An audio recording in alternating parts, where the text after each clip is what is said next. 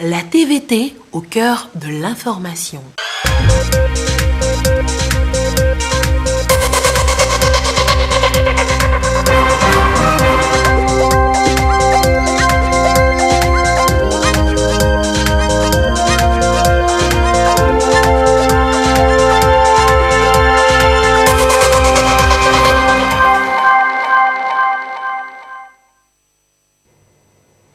Il est 20h sur la télévision togolaise. Mesdames, Messieurs, bonsoir. Dans l'actualité, ce soir, nous vous proposons le bilan sécuritaire du premier semestre de l'année en cours. La situation et les perspectives. Augustin Kossi, en début d'édition, nous fera le point. Nous parlerons également du permis de construire au Togo, une réforme aux multiples avantages que nous allons ensemble découvrir dans ce journal. L'appel du Musin ce vendredi dans certaines mosquées au Togo, signe de l'ouverture officielle et partielle des lieux de culte. Nous ferons le constat sur place. Voilà pour le sommaire. Bienvenue aux 20h et nous ouvrons cette édition avec ce communiqué conjoint du ministre des enseignements primaires et secondaires et du ministre de l'enseignement technique, de la formation et de l'insertion professionnelle. Dans le but de faire respecter les règles sanitaires de distanciation sociale susceptibles d'empêcher la propagation de la maladie du coronavirus dans notre pays, le gouvernement, sous le leadership du président de la République, son Excellence, M. Faure Sozimna Gnassingbé, a entre autres décidé dès le 20 mars 2020 de la fermeture de tous les établissements scolaires, universitaires et centres de formation professionnelle, tant publics que privés. À la lumière des avis successifs émis par le Conseil scientifique sur l'état d'évolution de la maladie et après avoir échangé avec les différents acteurs de notre système éducatif, le gouvernement a, le 12 juin 2020, autorisé la reprise des activités pédagogiques en partiel à compter du 15 juin 2020 et ce, uniquement pour les élèves en classe d'examen. La stabilisation de la situation épidémiologique dans notre pays, fruit de la riposte pragmatique engagée, a conduit d'une part à la fixation des dates des différents examens nationaux et d'autre part à la récente autorisation partielle donnée aux établissements publics et privés d'enseignement supérieur de reprendre les activités pédagogiques et académiques en présentiel à compter du mercredi 15 juillet 2020, toujours dans le respect des gestes barrières.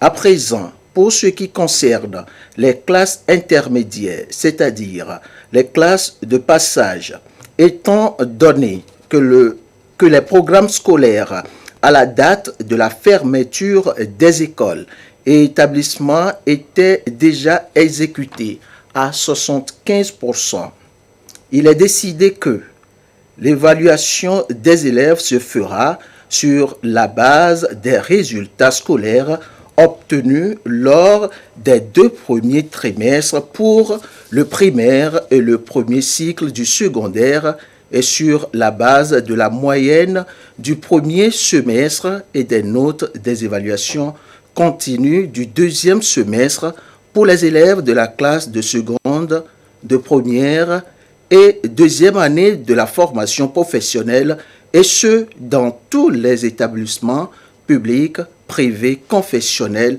et privés laïques. Les ministres rappellent que la rentrée scolaire 2020-2021 est fixée au lundi 26 octobre 2020 et ce communiqué est signé du ministre de l'Enseignement technique, de la formation et de l'insertion professionnelle Taïro Babieng et du ministre des enseignements primaires et secondaires Afo Acha Dedi. La suite de cette édition, le Togo de plus en plus engagé dans l'utilisation des énergies renouvelables. Un projet de développement des capacités de recherche et de démonstration des technologies pour l'utilisation des potentiels de la biomasse en vue de produire de l'énergie propre et durable est lancé ce matin à Lomé. Le projet dans son ensemble avec Clarisse Aticlé. À l'énergie au Togo reste toujours un défi et plus encore dans les milieux ruraux où moins de 10% peuvent s'offrir ce luxe. Le bois de chauffe et le charbon de bois sont les seules alternatives avec leur lot de conséquences. Nous achetons du bois de chauffe pour 1000 francs ou 1500 francs, mais c'est toujours insuffisant. Nous souffrons beaucoup pour faire la cuisine à cause de la pluie. Comme solution, l'utilisation de l'énergie durable, propre, moderne et protectrice de l'environnement. Le Centre d'excellence sur le changement climatique Wascal de l'Université de Lomé préconise l'utilisation de la biomasse pour produire cette énergie. Il s'agit par exemple de produire du biogaz à partir des matières organiques biodégradables. Le projet de développement des capacités de recherche et de démonstration des technologies pour l'utilisation des potentiels de la biomasse est lancé à cet effet. Le projet est à 3 composantes. La première composante consistera à mettre en place ou à construire un laboratoire de biogaz. C'est un laboratoire qui sera construit et qui servira également de pôle de technologie en termes de bioénergie. La deuxième composante, c'est le développement des foyers améliorés pour utiliser efficacement l'énergie. La troisième composante, c'est la formation au niveau universitaire et au niveau du renforcement des capacités des gens qui sont déjà dans le domaine de biogaz. Ce projet servira de pôle pour la sous-région ouest africaine. Le projet a reçu l'appui de la République fédérale d'Allemagne. On va établir à l'Université de Lomé un laboratoire pilote avec aussi une sorte de station biomasse pour expérimenter quels sont les meilleurs produits organiques pour utiliser. On veut aussi établir une alternative pour des petits fours pour le ménage ordinaire, normal au Togo, pour vraiment changer de charbon, de bois à une alternative biomasse. C'est une initiative de plus qui va accompagner les efforts du gouvernement pour un accès à l'énergie pour tous au cours des 10 prochaines années. Je tiens à saluer l'opportunité que le ministère fédéral allemand de l'éducation et de la recherche offre à l'Afrique occidentale à travers le programme de développement du secteur des énergies renouvelables, avec son appui à une étude de faisabilité et à la construction d'un laboratoire de production de biogaz. Le gouvernement togolais, dans sa politique volontariste, s'y est engagé avec conviction et détermination. L'accès à l'électricité est un élément essentiel de sa politique de développement économique et de croissance inclusive. De nouvelles solutions énergétiques s'offrent ainsi aux populations, surtout celles des milieux ruraux. Elles peuvent disposer de l'énergie produite à base de débris végétaux, des restes de cuisine à moindre coût. Les aires protégées au Togo et le projet qui va avec face au changement climatique. Un an après le lancement du projet, nous vous proposons ce soir le bilan de la conservation de la biodiversité avec les acteurs concernés depuis à Tapamé. Le point avec Sylvain Abdou. Sur les 83 aires protégées que compte le Togo, 7 sont prises en compte par le projet de renforcement de la résilience des aires protégées du Togo face au changement climatique. Autour de ces aires, des initiatives sont en train d'être prises pour assurer une meilleure protection et le maintien de la biodiversité ainsi que les ressources naturelles qui s'y trouvent. C'est un projet du gouvernement togolais financé par l'Union européenne et mis en œuvre par l'ONG Odiaye et ses co-demandeurs Songouman et l'ONG Jeunes Volontaires pour la promotion du monde rural JVPMR. Et déjà, les réalisations sont palpables sur le terrain. On peut noter 33 km de pistes réhabilitées dans le parc national Fazaom Alpha Kassa. du matériel roulant acquis et remis à l'administration forestière pour renforcer les patrouilles de surveillance dans les aires protégées, le parc Fazao Malfakassa, la forêt classée d'Aleyo, la forêt classée d'Amoumono et la réserve de faune d'Aboulaye. Parmi ces 7 aires protégées, celle de Doum dans la savane qui aujourd'hui évolue grâce à la mise en œuvre du dit projet. Dans la première année, on a pu créer 2 forêts communautaires, une forêt à Tampialim et une forêt à Mamprougou. Aujourd'hui, il faut continuer à travailler pour que l'aire protégée de Doum ne disparaisse pas. Que nous voulons protéger les aires protégées, il faut créer autour de ces aires protégées les forêts communautaires qui sont des propriétés des communautés riveraines aux aires protégées pour leur permettre de s'approvisionner dans ces aires protégées afin de ne pas avoir une pression, une grande pression sur les aires, les ressources naturelles. Le projet est donc mis en œuvre il y a 1 an. Et pour une meilleure planification des activités pour les 2 prochaines années, tous les acteurs impliqués font ici un bilan à mi-parcours susceptible d'envisager des perspectives. Nous allons passer en revue toutes les réalisations de la première année. Nous allons essayer de voir ce qui a marché, qu'il faut capitaliser pour les années suivantes, ce qui n'a pas marché, les difficultés que nous avons eues dans la mise en œuvre, et ensemble avec les acteurs impliqués, nous allons essayer de trouver des approches de solutions. Aussi sera parcouru le plan opérationnel de mise en œuvre de la 2e année, et ainsi tous les acteurs vont s'approprier donc les activités alors qui sont planifiées. Le projet entend donc amener les communautés à mettre fin aux pressions qu'elles exercent sur ces aires à travers la pratique des activités génératrices de revenus, notamment l'apiculture et la transformation des produits forestiers non ligneux. L'actualité toujours au plan national à Kara, l'agence de promotion et de développement des agropoles du Togo a commencé à mettre à la disposition des populations des espaces aménagés issus de l'agropole du bassin de la rivière Kara. Le lancement de l'opération des travaux prioritaires dans ce compte-rendu de Nestor Mouzou. Sur ce site, à Sanda Kagbanda, dans la préfecture de Bassar, bulldozers et tracteurs sont à l'œuvre. Ce sont les activités de l'agropole de Kara qui démarrent ainsi à travers les travaux prioritaires de petites infrastructures rurales. Ces travaux sont menés sous la conduite de l'Agence de promotion et de développement des agropoles du Togo. La PRODAT a invité les préfets, les chefs de canton de la zone de l'agropole, les techniciens du ministère de l'Agriculture, les partenaires et d'autres personnes ressources à assister à la cérémonie de lancement de l'opération. 10 retenues d'eau ont été sélectionnées et sont en voie d'aménagement. Le gouvernement a mis les moyens à la disposition de la direction de l'aménagement pour que nous puissions faire des petits aménagements très simples à mettre à la disposition de la population et faire en sorte que les activités démarrent en attendant les grands aménagements qui vont commencer. Donc ce début, c'est l'aménagement des blocs. Il sera aménagé au niveau des 10 retenues d'eau, 1000 hectares en raison de 100 hectares par chaque retenue.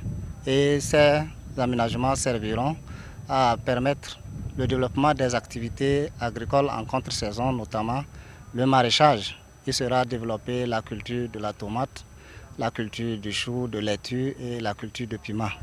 En dehors de ça, toujours dans le cadre des activités prioritaires, il est lancé ici le démarrage de la construction de 100 forages sur l'ensemble de la zone d'agropole. En plus de ces 100 forages, il y a également une activité liée à l'aménagement de 4 sites standards de 100 hectares chacun pour le développement de la culture en régie qui sera exploitée au profit des agro-entrepreneurs. Sans ces retenues d'eau, ce n'est pas possible d'occuper les jeunes et les femmes en contre-saison. Les activités sur les sites aménagés vont permettre aux paysans d'accroître leur production et par ricochet leurs revenus. Ils pourront alors mieux s'occuper d'eux et de leur famille. Je suis très content de ce que je viens de voir et je viens d'entendre. Je remercie le président de la République pour tout ce qu'il est en train de faire pour le Togo et en particulier nous les paysans. Cette retenue d'eau que nous venons d'avoir va permettre à nos jeunes, nos femmes, nos enfants à faire des jardins pour le développement de Sanda Kabanda. Voilà les machines qui travaillent, le tracteur qui travaille. Aujourd'hui, nous avons des paysans, nous avons des frères, des sœurs. Ils sont vieux, ils n'arrivent plus à cultiver. Avec les machines qui sont là en place, va nous permettre de développer nos cultures dans Sanda Kabanda. Le préfet de Bassar, le colonel Jean-Fari Bonfo, exhorte les bénéficiaires, les chefs traditionnels et les propriétaires terriens à faciliter à l'Agence de promotion et de développement des agropoles du Togo la sécurisation foncière pour la réussite du projet. Il a rendu hommage au président de la République qui est le principal artisan du projet des agropoles. Remercions aussi le chef de l'État pour cette vision. Le directeur général de la Prodat, Togui Ari Edem Akouvi, a souligné que l'objectif aussi de l'opération des travaux prioritaires des petites infrastructures rurales dans la zone de l'agropole de Kara est de créer une image de ce que devra représenter le modèle d'exploitation sur le périmètre afin d'inciter les investisseurs à s'y installer. Dans ce périmètre, il sera mis en terre des plans, notamment au niveau des centres de transformation agricole dans lesquels les retenues d'eau ont été réalisées afin de compenser les arbres arrachés à cause des aménagements. Le projet des agropoles au Togo encore et toujours dans cette édition. Et dans le sujet qui va suivre, Abilenia Singbe nous parlera justement de la place qu'occupent les exploitants familiaux. Reportage. Ça a tout l'air d'un examen sous le regard attentif d'un superviseur. Et non, dans cette salle, des exploitants familiaux réfléchissent sur le projet de développement des agropoles au Togo, dont celui de Kara constitue le site pilote. Proposer aux autorités compétentes des orientations pour une meilleure prise en compte des aspirations de ces exploitants familiaux, c'est l'objectif de la plateforme nationale de promotion de l'agriculture familiale au Togo PNAFAT. À cette session, elle veut réussir à apporter sa pierre à la réalisation de ce projet du gouvernement avant le lancement des 9 sites restants. Le gouvernement a choisi de moderniser l'agriculture et a opté pour le développement des agropoles. La PNAFAT a voulu analyser la situation des exploitants familiaux dans le cadre de l'agropole pilote de Kara. Au terme de ces 2 jours, la PNAFAT a dégagé des propositions qui vont être soumises aux autorités concernées afin de prendre en compte les préoccupations actuelles des exploitants familiaux. Dans le cadre de ce projet, une étude a été menée sur l'agropole pilote de Kara. Et cette étude a montré que des résultats probants sont en cours. Nous avons élaboré un ensemble de propositions. Maintenant, nous devons aller vers les décideurs, et notamment les parlementaires, qui vont voter la loi d'orientation agricole. Donc, dans l'élaboration des plaidoyers des FNAPAT, et en tant que femme productrice que je suis, nous demandons que vraiment dans le processus d'installation de ces producteurs, qu'il y ait aussi un pourcentage de femmes et de jeunes sur l'installation dans l'agropole de Kara. Parce que laisse à savoir que lorsque la femme est vraiment dans la production, et toute la famille est heureuse. La PNAFAT œuvre pour le bien-être des agriculteurs familiaux. Et dans le cadre du vote de la loi d'orientation agricole, elle a soumis des propositions dont la majorité a été prise en compte dans la proposition de loi en étude.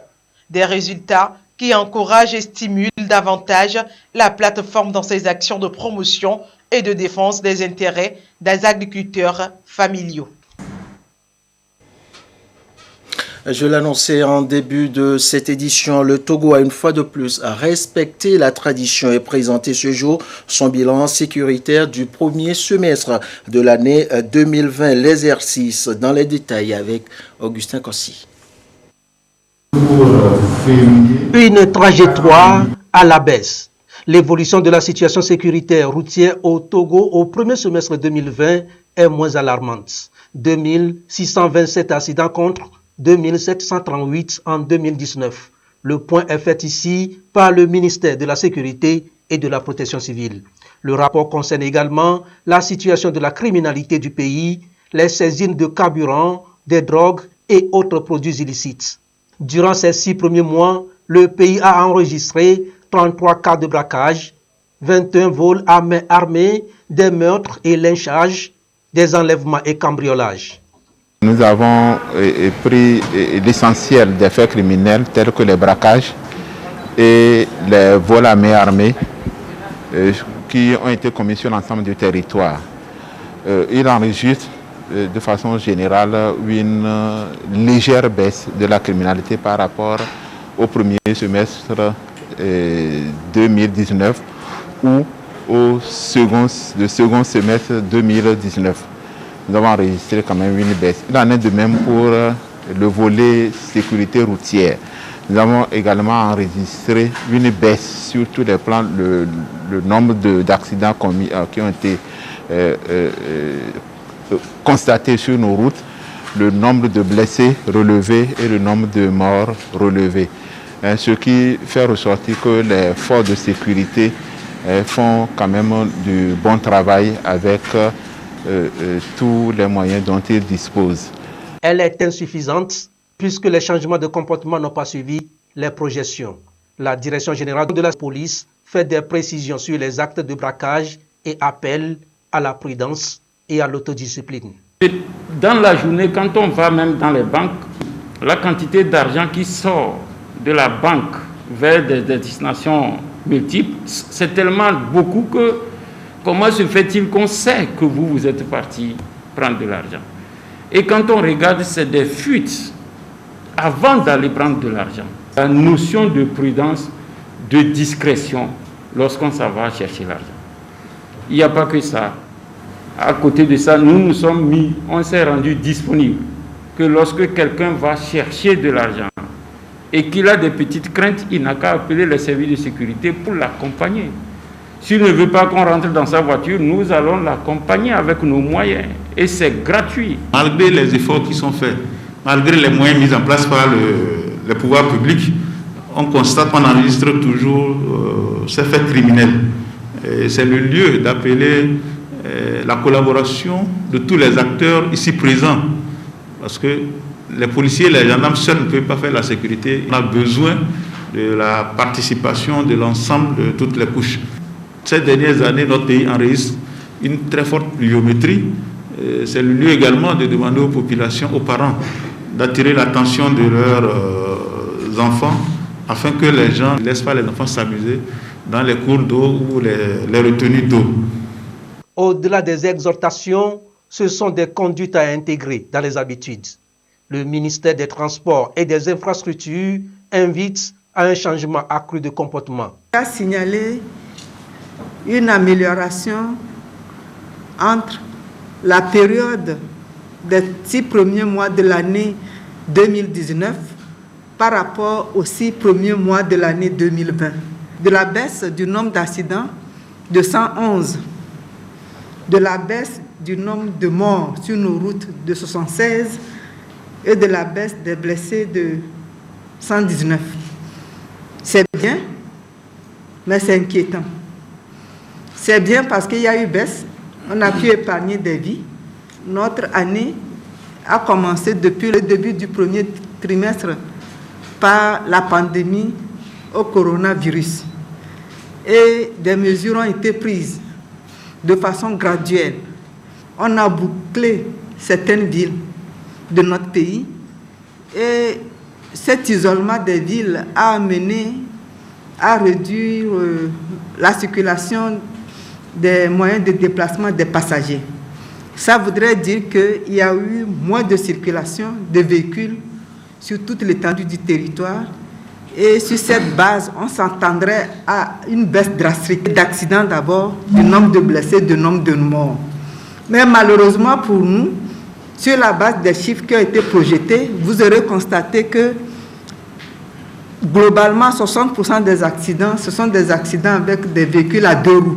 C'est vrai, on s'en sert pour gagner sa vie, mais il ne faudra pas que ce soit aussi un moyen d'accident et de mort d'homme.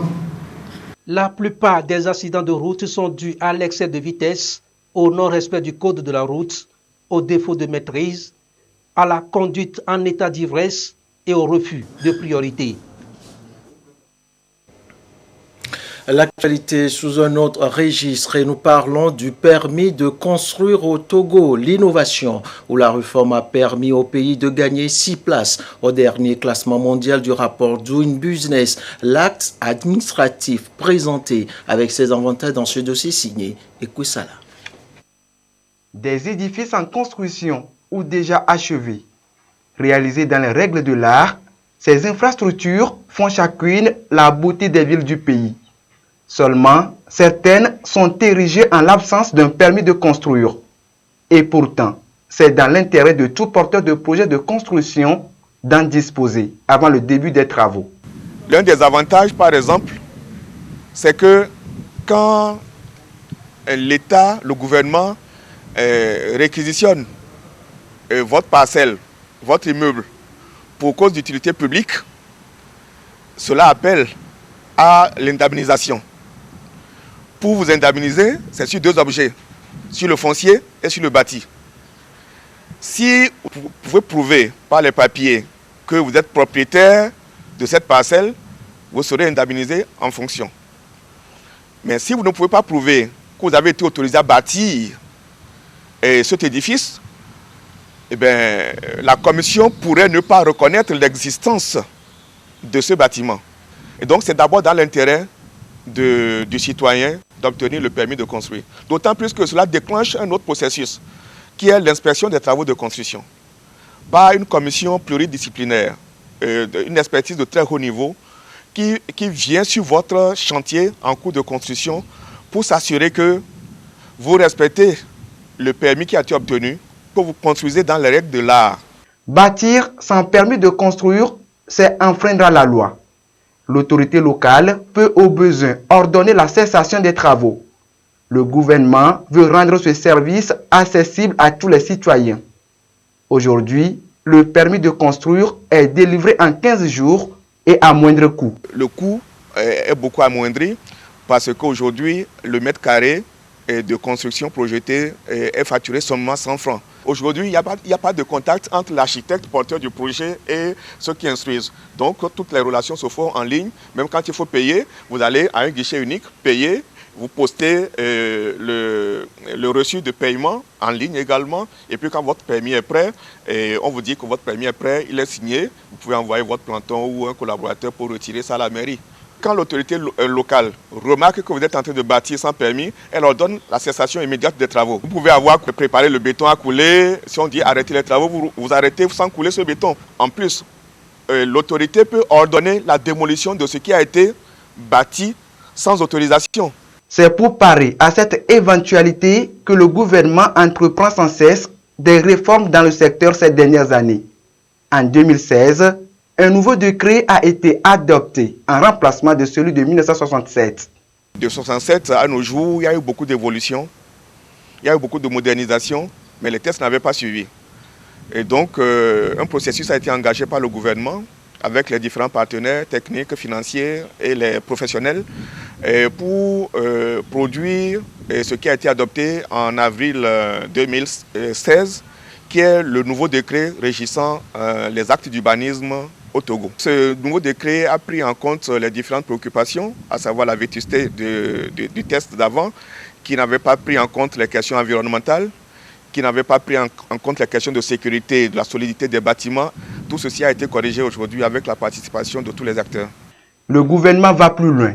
En 2019, une commission d'inspection des travaux de construction a été mise en place pour aider les populations à tirer profit de leurs investissements. La délivrance du permis de construire relève de la compétence des autorités locales.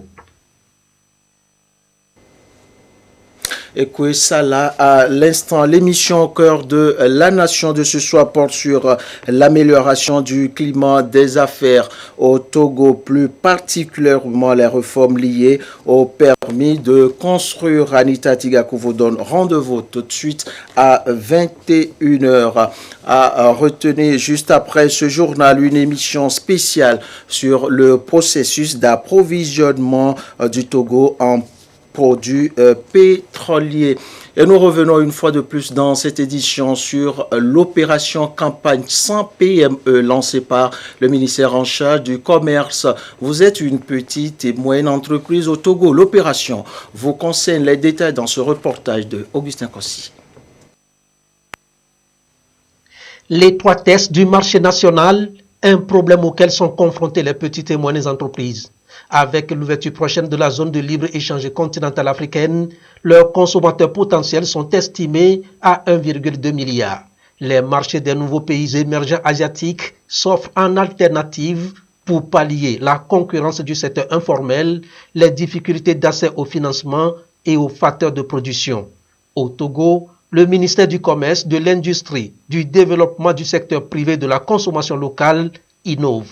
Il lance une campagne de sélection d'entreprises dénommée Campagne sans PME. Cette campagne est organisée pour sélectionner 100 PME qui vont bénéficier de la promotion en exportant leurs produits vers le marché asiatique par le biais de la digitalisation. Avec cette pandémie, le concours est lancé de manière virtuelle. C'est ici le lieu d'inviter les PME à s'inscrire sur le site du ministère du Commerce. L'adresse du site www.ministèreducommerce.gouv.pg. La digitalisation permettra aux PME, PMI de pouvoir exporter leurs produits par e-commerce. Et pour cela, une plateforme est créée appelée Commodities Marketplace, sur lequel les producteurs seront mis en contact avec les acheteurs. Le concours est lancé aux entreprises qui sont dans la transformation, dans la prestation de services logistiques bien sûr, les agrégateurs, c'est-à-dire les intermédiaires et les négociateurs. La campagne est appuyée par la Fédération des chambres consulaires d'Afrique, FICA. Des petites et moyennes entreprises, mais aussi des start-up sont promues. Elles vont postuler au concours de sélection de start-up togolaises innovantes, ce qui va leur permettre de participer à l'annual Investment Meeting prévu à Dubaï cette année 2020. C'est un concours qui est aussi lancé pour sélectionner les start-up innovantes. Il est aussi demandé aux PME de consulter le site du ministère du Commerce pour s'inscrire. Mais il y a également le site de Annual Investment Meeting qui est www.aimcongress.com. Il est demandé également aux PME de visiter ce site-là pour s'inscrire pour le cadre du concours Startup. Les premiers gagnants auront l'occasion d'aller à la Ligue internationale d'investissement au niveau de Dubaï et les autres vont gagner de financement, de mentoring et de suivi pour leurs affaires. Les entreprises sélectionnées vont présenter leurs produits et services à plus de 1500 partenaires commerciaux, investisseurs et clients venus de 140 pays. Une opportunité d'affaires donc pour nouer des relations. Et je vous le rappelle, juste après ce journal, vous suivrez une émission spéciale sur le processus d'approvisionnement du Togo en produits pétroliers. L'appel du muezzin officiellement retenti dans les mosquées ce vendredi, signe de l'ouverture partielle des lieux de culte au Togo. Les fidèles musulmans ont prié le Djouan dans une ambiance toute particulière car le nouveau coronavirus est toujours d'actualité. Constat dans certaines mosquées de Lomé avec Saharou. Au retour ici, Ekwesala.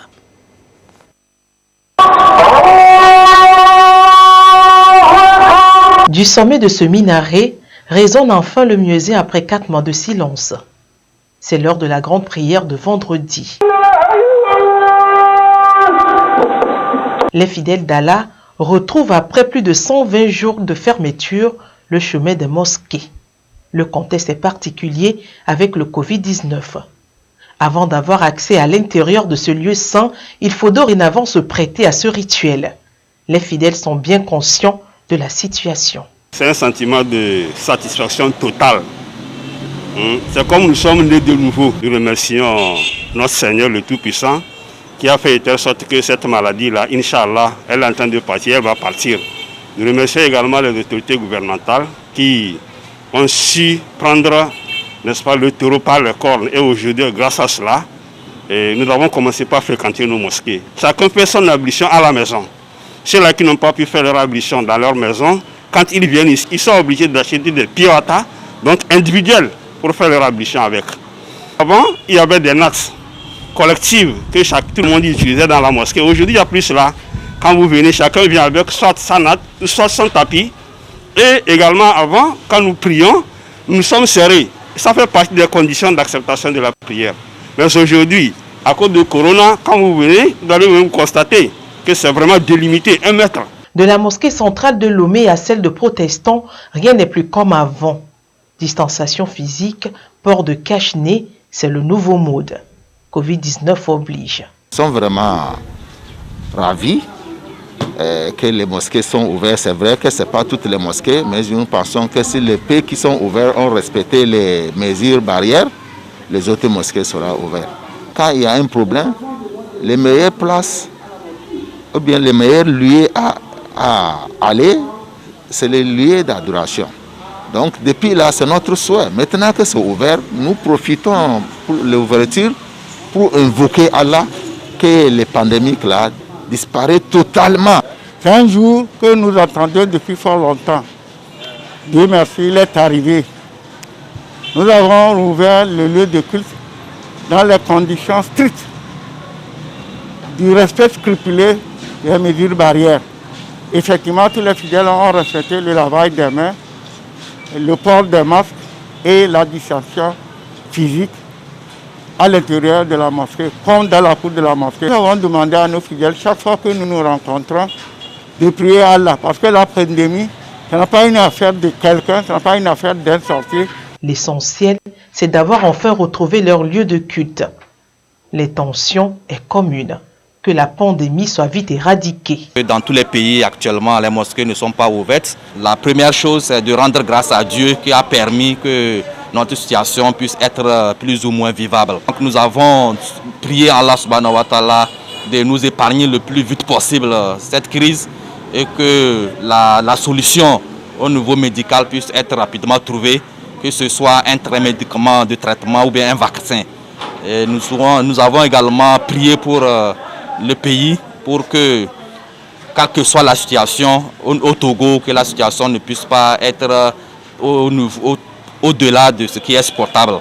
Et nous avons profité également prier pour les autorités qui nous avons vu les efforts qu'ils ont faits pour pouvoir atténuer la situation sur la population. Nous avons considéré comme aussi l'occasion de sensibiliser les musulmans de comment vivre avec Covid-19. Donc nous allons aussi suivre les pas du prophète tout en nous protégeant, mais invoquer Allah à chaque fois qu'il nous protège et qu'il protège toute l'humanité, qu'il fasse partir la pandémie. Pour le moment, c'est une ouverture partielle. Les fidèles musulmans sont tenus donc de respecter les mesures barrières afin de rompre la chaîne de contamination. Il n'y a que cela qui puisse garantir une ouverture totale des mosquées.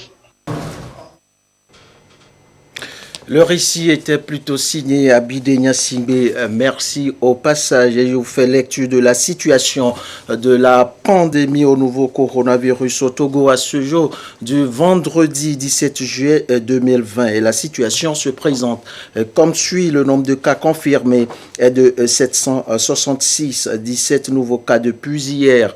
Le nombre de personnes guéries est de 546, 3 nouveaux guéris depuis hier. Le nombre de cas actifs est de 205 et le nombre de décès est de 15. Et cette situation a été rendue publique ce jour par le ministre de la Santé et de l'Hygiène publique, professeur Moustapha Miji Yawa. Retenez que juste après ce journal, une émission spéciale sur le processus d'approvisionnement du Togo en produits pétroliers. Tout de suite après ce journal. Et voilà qui referme cette édition. Merci à vous qui l'avez suivi. À très vite pour toujours vous servir avec le même plaisir et la même envie.